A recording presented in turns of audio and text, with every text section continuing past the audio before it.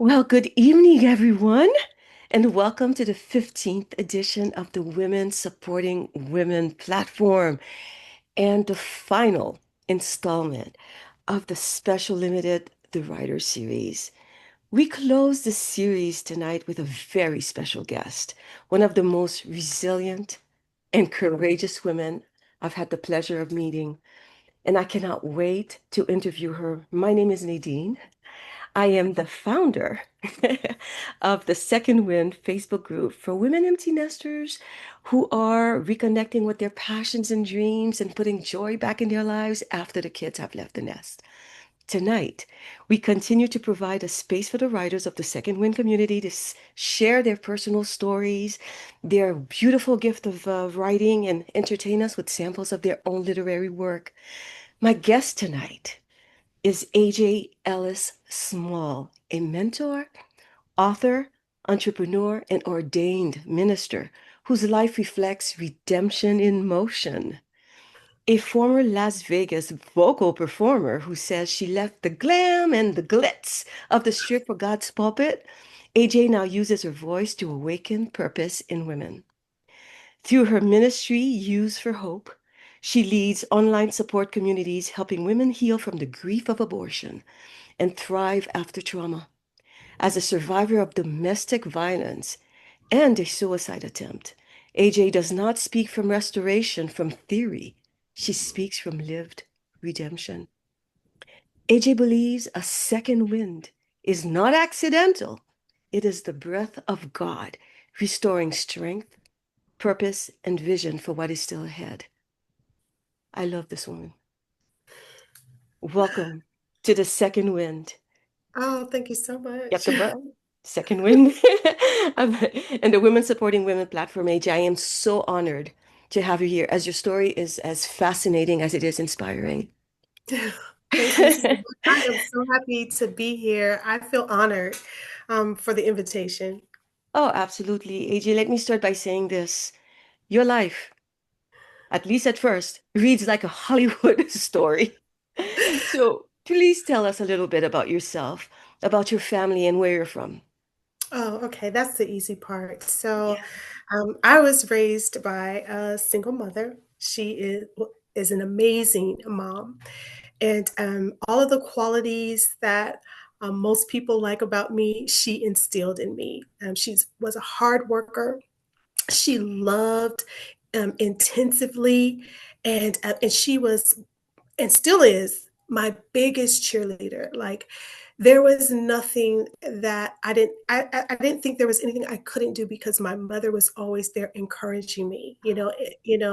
Whatever gift or talent that I decided to be operating in at the time, she was always there to push me forward. I was born in Chicago, Illinois, Hmm. raised in Lincoln and Omaha, Nebraska. And then at the age of 16, my mother moved my sister and I to Las Vegas, Nevada. And there I resided for about almost 40 years. Oh, So, oh, a long time, a long oh, time. And I just happened, well, I didn't happen to. My stepfather he is a musician and a vocal entertainer.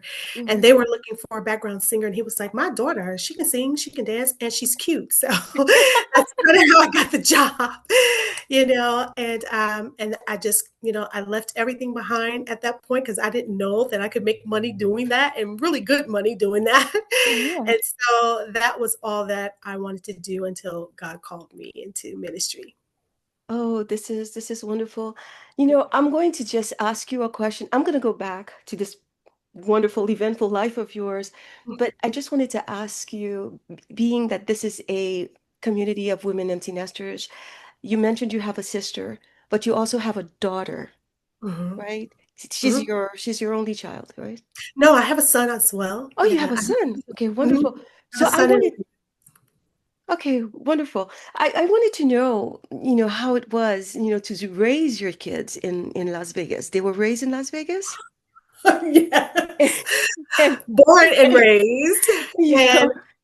Las Vegas is a whole different animal. It is a different beast. And there's so much to get into. Mm-hmm. It's very fast paced, not quite fast paced as New York, but it's fast. And so, but fortunately for me, I had really good kids. They didn't cause me a lot of headache and grief. Some, but not a lot. My daughter, she is also a Christian hip hop artist, Mm. and my son also, he's in music as well. He makes beats. He's a beat maker, and he's also a dancer. So entertainment is just in our family. Yeah, it's in your blood. Hmm. For real. So tell me, what was your biggest challenge when your kids left home? Um, just getting used to, well, I don't know. Yeah, just getting used to it just being me and my husband at the time, Mm-hmm. and because I came from such a huge family. My mother had 7 brothers. She was the only girl. And so at my grandmother's house, there was always just a house full of people. Yeah. And then my house was like the revolving door. Like when people were like down on their luck or whatever, rebuilding, my house would be like the safety net. I just Right. took on the role of my grandmother, and my home was always a safe place to land. And so we always had activity. It was always company all the time. Yeah. But like when the children grew up and they moved out on their own, it was different because, it got really still and real quiet. Mm-hmm.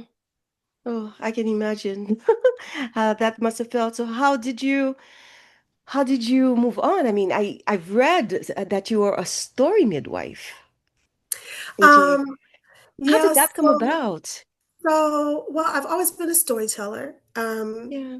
I like to tell this story. When I was about 3 years old, my mother sent me to this preschool, and it was my first day. And one of the teachers, we had lunch and everything, and they were doing story time before nap time. Mm. And I interrupted the story time because I told her that, I thought it was corny. And she said, "Well, if you think you can do it better, come up here." So I did, and I told my version of story of Goldilocks and the Three Bears, except for Oh, Goldilocks had a fro. And I did such a good job, and the children loved it so much that I took over story time in preschool. And oh then I know, right? And then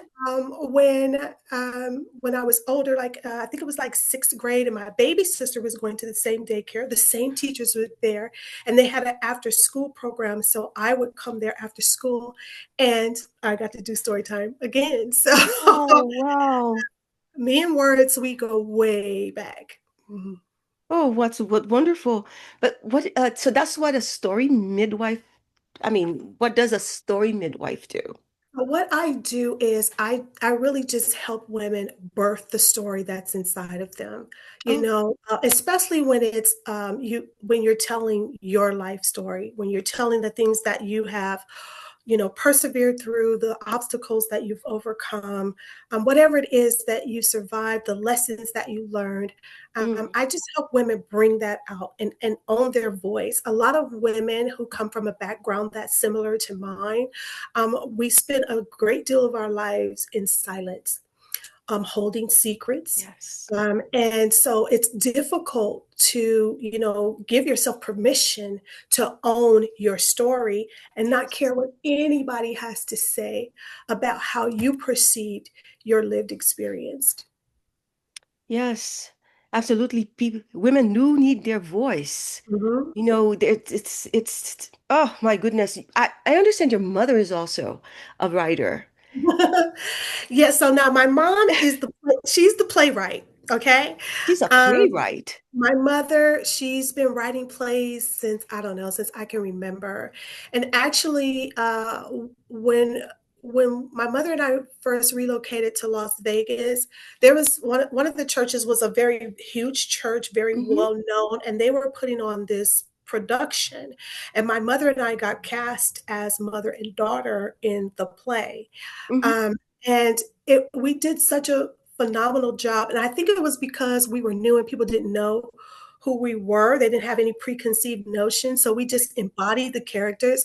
And for a long time, that's how people in the community identified with us, was by the character names that we played. I was Terry for a very long time before people knew what my real name was. But Mhm. my mother, she always wrote plays, Christian plays, Okay. and we produced them in the churches. Long before there was a Tyler Perry, there was Julia Rice. Oh, this is amazing. And does she still do? Does she still write plays? Yes, but I don't have to be in them anymore. Very good. Also, I was doing some research on you, AJ, and I also read that you are a retreat host for women who preach with their pen. So, okay, this is actually what we call prophetic action, Mm-hmm. because I have not actually hosted this retreat as of yet. It's called Her Voice Rising, Ah, and I'm hoping to launch the first retreat at the end of this year. okay. And what we will be doing is exactly what I said, helping women birth their stories over, a weekend. And just really just, helping them heal, you know, creating a safe space, Mm-hmm. a judgment-free zone. Mm-hmm. That's a big part of it, because everyone is so opinionated when it comes to, you voicing your victimization. It's almost a shame to admit that you're a victim, and Exactly. you end up being victimized all over again. Yes. And so a lot of women are very reluctant to share their story. So my vision is to create a sacred space where we can come together and we can love on each other, we can encourage one another, and we can tell the stories that we've had to hold inside Mm-hmm. of us, some of us for decades. Yes. Hmm. You don't know the amount of pain, that women carry Hmm. around. I mean, we could tell stories. Oh, And yes, I we can. think that yes, in a space Mhm. like yours would shoot, I'd like to participate, I'll tell you that much. You're more I than have, welcome. oh yeah, I have stuff to tell. But Beauty for Ashes, Mhm. that is the title of a book that you wrote back in 2018. Mhm.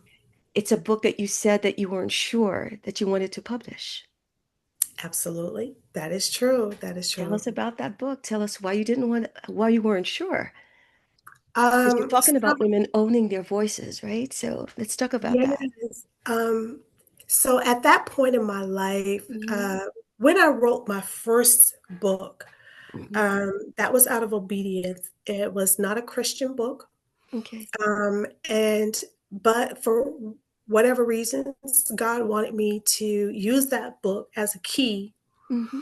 to open doors, so that I could come in and begin the conversation of being a Christian and battling with suicidal thoughts and depression. Okay. And so it was easier, I think, at that point, because the book didn't really reflect my journey per se. Hmm. But the second book, I really had to, open up and share the things that I had persevered through. And I'm going to be honest, it is still a very shallow version Of what of you what I went through. experienced, because, like I said, it's hard. Um, when I began to vocalize just my experience growing up in a home where there was, domestic violence, Hmm. and sexual abuse. My mother was not happy that I was raised, what happens in this house stays in this house. Hmm. And so when I began to just share my truth, because holding in those secrets is what led me to, the suicide attempt in the first place, Yeah. amongst other things, it was a huge catalyst. And so I came to this realization that I no longer wanted to carry those burdens, Hmm. and I so desired to be free, and recreate a different version of myself. I no longer wanted to be the woman who was broken and wounded and, Yes. and depressed. I wanted to create a new narrative for myself. But it was hard to write, and I even imagine. harder for me to read, for a long time. And so even though I wrote it, And even though I published it, I did not promote it. It was still a secret for a long time, you Mm-hmm. know. And the reason why I shut down quite often, and at the time there was one woman, she was the only one who purchased a pre-sale copy. And I tried to refund this woman her money so many times. She would not allow me. She would not allow me to shrink. She would not allow me to be small. And because of that, I had no choice but to push through and birth it anyway. And it was someone who said to me, when they found out, like that I was working with all these different, aspiring writers in secrecy. I was doing everything in secrecy. I'm not the person who toots my own horn. Right.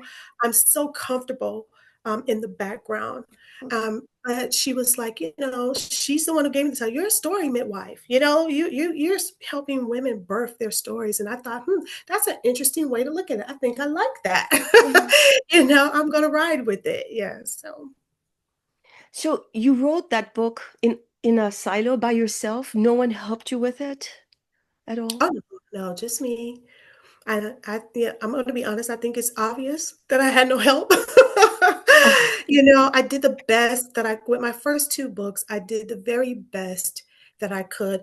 The self-publishing landscape looked a lot different Yeah. than it does Mm-hmm. now. Mm-hmm. And so I spent a lot of time in the library. I don't think anyone even really goes to the library anymore, but I was checking out books like crazy. Mm-hmm. I did a lot of research. Mm-hmm. I taught myself how to typeset, how to format, which Okay. is why, I'm equipped to help women through all of the legs of the journey of self-publishing. Anything you want to know, I know because I had to walk that part out. And Absolutely. I was resentful at the time because I was homeless and I did not have the financial resources to hire someone. I didn't have the resources to hire an editor. It's why I had to do pre-sales, and that's the only way I'll do it now. Mm-hmm. And I had to figure things out if I wanted to get it done, and I did twice. So, My goodness. and a few more times after that. So, Yeah. yeah. So you say in your book, AJ, that you've had to give up your personal dreams to follow God's purpose for you. How Mm. do you know? How do you know when God is talking to you? How do you know that He was calling upon you? So, during that time, I was severely depressed and suicidal. My goddaughter committed suicide, Mm, and I was devastated. And I was still bitter because my attempt was not complete and hers was. She was 19 years old with a full scholarship to Harvard, and I didn't get it. And so I was angry with God and letting him know that I was angry and I wanted answers. yes. Um, so he sent, when I speak with God, when God and I talk, my prayers are always inward. Hmm. I do pray out loud, but most of the time it's an inward conversation Hmm. that God and I are having. Hmm. And so when I'm having an internal conversation like that, and someone comes up and begins to speak to the things that only God knows, Hmm. that's how I know it's Him. Okay. Other times it's when I'm in my Bible and I'm reading scripture and the scripture jumps out at me. I know that's Him. It's just intimacy, time spent. Hmm. Yeah. Mhm. So, time is already ticking, because this conversation is so deep. Do you have a part of a passage from the book that you'd like to read for us a little bit? I did prepare something. Yeah. I didn't know if we were going to have time to do two or not. No. Um, so I have a poem and Yeah. I have just a paragraph. I don't know which you Hmm. prefer. Oh, whatever you're comfortable with, whatever you prefer, whatever Uh, you're happy with. the So most. I'm going to read the poem. How about that? Yes. Yeah. It's called Quiet Will Come Tomorrow. Mm, mm, As I watch the unraveling of my dress threads, each downward spiral silently undoing everything I worked so hard to create, my hymn is much shorter now and far less appealing. Lightning is louder than thunder, and happiness smirks at peace. mm, I try again, pricking my fingers as I go, because my vision isn't as clear as it used to be, and because I'm half heartedly paying attention, distracted, unfocused. I put my foot on the pedal and press forward. Despite this cycle's familiarity, I can't give up again, not now, especially knowing calm will come in the morning, and that rain is all the hope I have of restoring those promised fruits to their true nature. Oh, how I long to pierce the skin and taste the freshness of faith again. I've suffered long enough, proved my patience golden, and realized that death only looks kind. And though this cycle is familiar to me, I can't give up again, knowing quiet comes tomorrow, and a tree of bright green leaves resting by shimmering streams will be my just reward. oh, AJ, Mm, this is beautiful. thank you. I wonder, what state of mind you were in when you wrote this. This is about not giving up. This is about, oh, this is beautiful. Is that poem in your book? Yes, Or ma'am. is this is Mhm. beautiful. So what impact has writing this book had on your life? Um, Beauty for Ashes. It's called Beauty for Ashes: Letters to the Heart, Mind, and Spirit. Okay. And it just reminds me that there is a bigger plan. God has Mm, a much bigger plan than what we perceive, and I firmly believe that He wastes nothing. mhm, And that everything that we persevere through and that we endure, God is going to find a way, create a way to turn that into something fragrant and something that will produce fruit, which is how He created us to be. It's not mm, simply for us, it is also for others. There's not just one apple on the tree, there's many, many apples, right? And once God gave me a vision of an orchard, showing me that there were multiple trees, that I would be planting, and it seems so big and so impossible for someone like me, how I viewed myself at the time. And okay. so the book is just a reminder of perseverance, of strength, of courage, and what walking in faith looks like. Absolutely. I understand that you're writing another book. You're currently writing another book that is different than the one that you wrote before. Tell us the difference between, Beauty for Ashes and the one that you're writing right now. So this is the funny thing. I'm always writing multiple books. I'm never just working on one project. Yeah, Um, we talked about that. that's how my brain works. But I am planning to release, first of all, first and second editions of both my books in hard copy, Hmm. hardcover, special editions Right. with added commentary so that you can get the backstory behind, like Mm, how the poetry came about and things of right. that nature. People ask me those questions a lot. Right. But this next collection that I'm working on is Christian fiction. Mm, It's been on my heart for a while. I have a three separate series, three books in each series, so that's 9 books that I plan to be releasing. More than likely through my 60s is what I'll be doing. I'll be sitting wonderful. on someone's patio, watching the ocean, and writing on my laptop is what I envision myself doing. Yes. That sounds exciting. That's kind of how I I envisioned myself also. Mhm. So, I know that you've also collaborated with your mom on this tiny what's it called? The Tiny Witness Coloring and Activity Book Series, right? Yeah, so my mother and I were so much alike. So, uh, I was when I first relocated to St. Louis, I was staying with my mom and dad, Mm-hmm. and I get up all through the night, and so I got up this one particular morning, and my mom was up in the kitchen, and she was writing, which I knew what that meant, that I was going to have an assignment. Mm-hmm. And sure enough, she was like, I have this idea for this alphabet book where we'll teach the kids scriptures using the letters of the alphabet. Can you make this for me? Mm-hmm.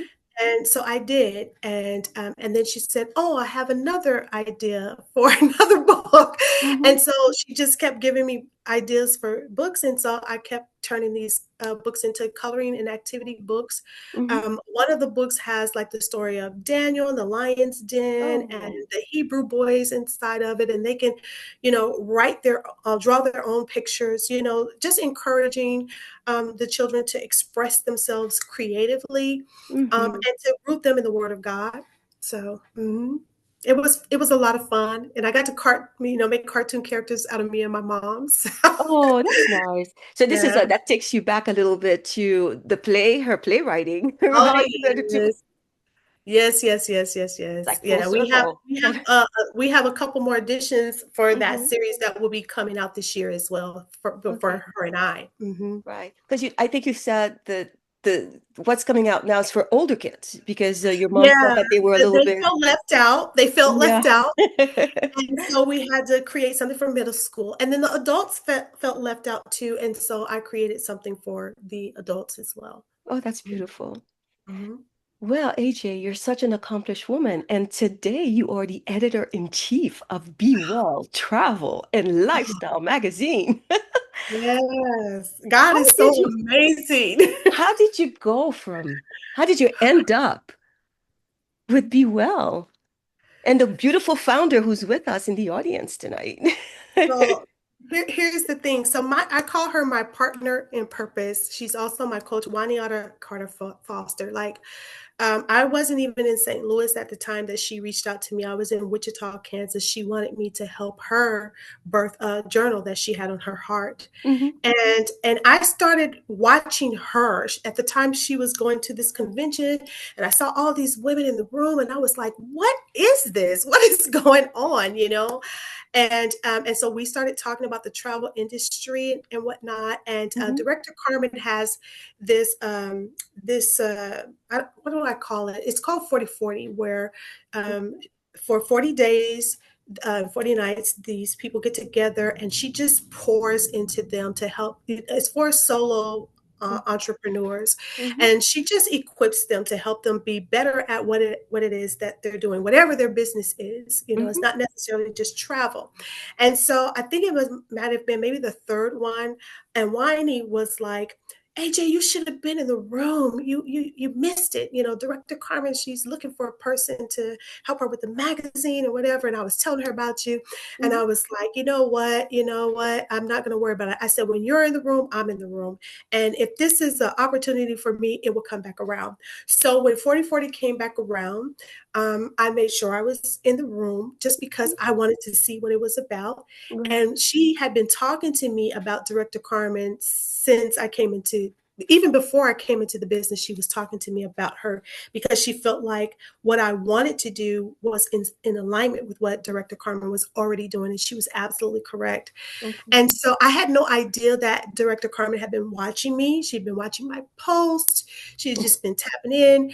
At one time, she asked me if I could open up for her one morning. I didn't know it was like a secret audition. I didn't know what was Yeah. going on. Yeah, an audition And for sure. yeah, and that's the thing about showing up for yourself. Absolutely. I couldn't just be in one place. She was watching my timeline too, and Hmm. she liked what she saw, and she Hmm. believed that it fit, and she got a confirmation from God, and the rest is we're writing history together now, and it is a dream come true for me. I almost turned it down. I tried to talk her out of it, And actually. why would you do that? Because I did not have a college degree, and Mm. I did not feel that I was enough. But everything that I told her about the reasons why I wouldn't be right for the position, she said was the reason why she knew I was right Well, for the I'm position. glad. I'm glad. Too many women, we always underestimate Yes, what yes. we can do. Hmm. Guilty as Absolutely. charged, you know? Yes, yes. But Oh my goodness. she is a woman of great vision, and Yes, she, she as is. well as Wani, have been such a beautiful blessing to Hmm. my life. I'm writing my second act right now. So Very good. Very good. So what are your long-term goals, AJ? What do you see for yourself? Um, I do desire to have my own publishing company, Hmm. um, just so that I can fully support the women who desire to preach with their pens, who Hmm. necessarily don't want to stand behind a pulpit. They want to be outside the four walls of the church, Hmm. but they want to reach an audience. You know, there is a audience. You know, everyone is not in church on Sunday morning, and Hmm. they still need to see the love, the power of Jesus Christ. Hmm. And one of the ways that I know for sure reaches people is through our testimonies. Hmm. And I believe in the power, the transformative power of us sharing our testimonies, our Hmm. lived experience, no matter how we choose to do that. Hmm. And I think a book is one of the best vehicles to use. You create your own platform. It also transitions into a key and unlocks doors you never thought you'd be able to walk through. Yes. Mhm. Yes. So, AJ, I would be remiss if I didn't ask you this questions because Second Win is all about dreams, right? And we talked about you giving up your dreams. So, how important is it, do you think it is to have dreams? Oh, I don't know if I would have ever survived if I wasn't a dreamer. Hmm. You know, our brains don't really recognize the difference between what's Exactly. real and what's imagined, you know, and then it takes something within us to take whatever it is that we envision and we Hmm. imagine and bring it to fruition, right? Hmm. And so I just think a life well lived is, the soil is, our dreams, that's where Yeah. everything is birthed, and I just could not imagine what life would be like without it. Well, I think it was Langston Hughes. What does he say? Something about a dream deferred. And the Hmm. Bible says something about dreams deferred makes the heart sick, something like that. Hmm. Yeah, so I think they're an important, integral part. It's a tangible representation of just hope in action. Absolutely. Mhm. Absolutely. So, if you had a piece of advice that you could share with the women of both communities, Second Win and Be Well, what would you say? Um, I definitely would, and whatever it is that has been on your heart, that frightens you, that scares you, that intimidates you, that is the very thing that you should be fighting for. Hmm. Um, I also would encourage them to surround yourselves with like minded individuals. You Absolutely. want people who are going to fuel you, and not drain you. You want people who are going to push you forward and not pull you down. You want wind beneath your wings. You want people who are going to help you soar, not be envious, jealous, or resentful, but who get ecstatic and excited when they see you win. That's the one thing I have to say. Whiny cheers for me like it's her, and I do the same thing, and it's so good to have sisters who are genuinely happy to see you succeed. And I just think every woman and man deserves that. Yeah. Absolutely. Mm.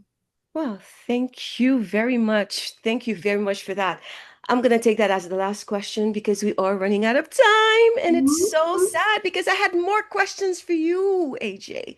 Yes. But I've had to scale back, unfortunately. So I wanted to thank you so much for being here. And I wanted to thank every single one of you who are here tonight to support AJ and to support the Second Win community. Thank you so much for your Mhm. kindness, for your generosity of time.